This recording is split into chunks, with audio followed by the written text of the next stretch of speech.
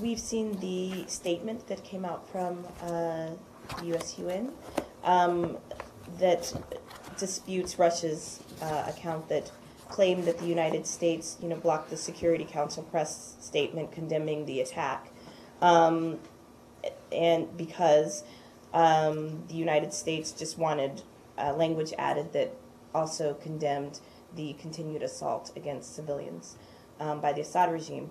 My question is, how do you see this as being different from previous accounts where the United States objected to Russia wanting to add language that condemned rebel atrocities when the UN was going to put out a statement condemning whatever the Assad regime had done?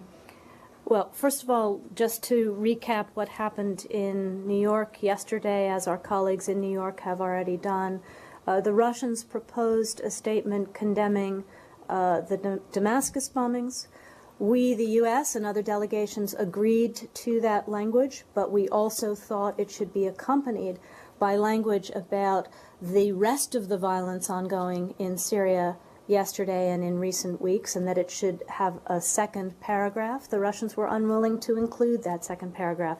So our position, as I said here yesterday, Dana, is that any indiscriminate use of force where civilians are involved needs to be condemned by all of us. We did that here yesterday, and we will continue to do that on a daily basis if necessary. Saeed?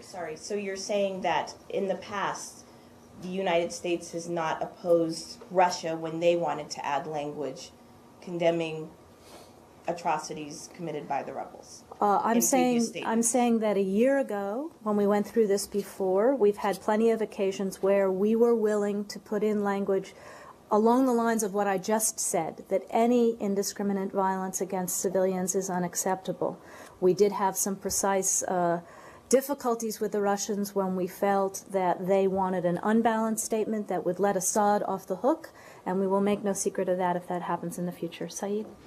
Saeed? On Dana's issue, Mr. Lavrov, of course, expressed disappointment that you were not on board.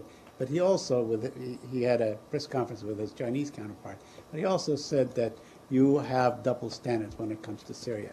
So how do you respond to that? I think we would reject that. As I said yesterday, any indiscriminate violence against civilians by any side needs to be condemned, and we will do that. You know that we've talked a lot here about our concerns about al-Nusra and its infiltration of the opposition in Syria.